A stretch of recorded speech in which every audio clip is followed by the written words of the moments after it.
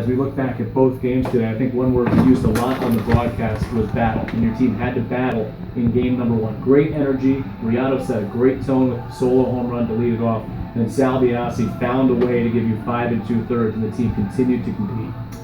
You know what? They really did. And I'm sorry to make everybody wait up here, but that was what I was trying to tell our guys downstairs.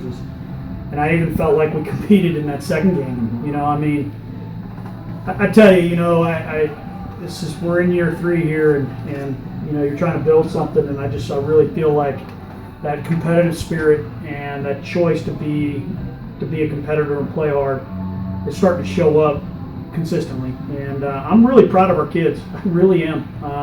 And that's what I was telling them. And that first game, you know, was a big win for us. We needed it, and you know what? You got to tip your cap to Maryland. I mean, they're good. And they have a terrific starting rotation that definitely sets a tone and establishes the strike zone. That's one of the things that they do really well. They're always in the strike zone. Very few freebies for your team.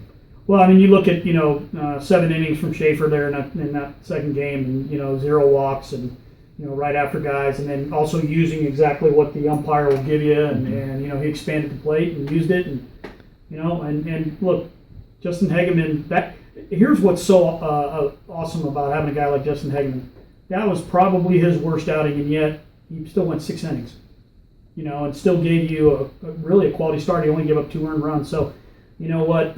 We're gonna give the guys off tomorrow and Monday and let them concentrate on school. We're gonna get right back at this thing, and it's not like things get easier. Well, we can't go any further without talking about James Coates. He had 2 hits here this weekend, but he easily could have had 3, 4, or 5. It seems like maybe now he's finally going to get some hits to show for the work he's put in at the plate. I mean, he absolutely squared the ball up. The shortstop made an unbelievable play on. But yeah, I mean, he's been taking great swings, great approaches up there. But it really has been starting in his batting practice and what he's been doing throughout the week. And I'm proud of him. Coach, what can you say about your starting pitcher in Game 1 of today's doubleheader, Sal Biasi, and what he did, and then what the bullpen did to follow suit?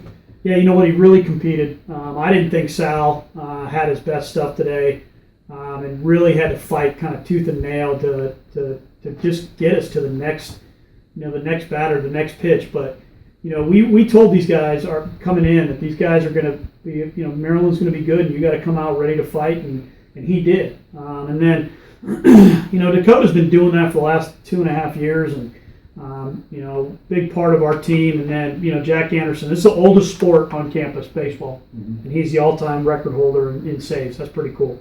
Certainly is, and this is a team that's been to back-to-back super regionals, only one of 6 teams nationally to do that. Next weekend, you get a team that was at the College World Series last year, and TCU coming in here. Look, it's a non-conference series. How do you approach this as a team? You want to win, you want to knock off a good team, but is this a chance now where you can play without any pressure and just go out there and play the game?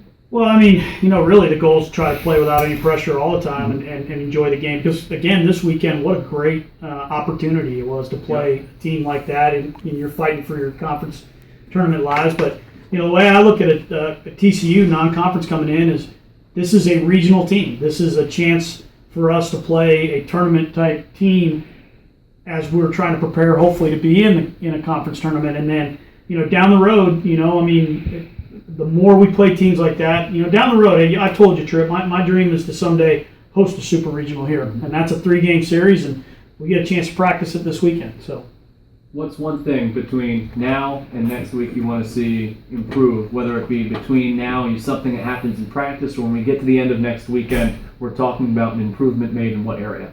We got to value the baseball more. I didn't think we did that second game. And then, honestly, I just think some guys are really tired, really gassed. You got a lot of freshmen.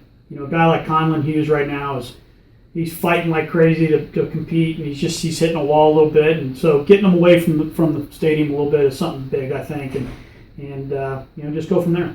Coach, sorry to keep you up here a little bit longer, but wanted to ask you a few questions to recap both games today. Really appreciate it, and look forward to seeing TCU here next week. It's going to be a great crowd, hopefully. A great crowd here today, and hopefully that's duplicated next week. Well, you just took the words right out of my mouth. I mean, a big thanks to Lauren Crispell and our marketing department. That crowd today for that first game was unbelievable, and I'm glad for the Fawn kids we were able to get that win. Coach, really appreciate it, and congrats on that win. Thanks, guys. And stay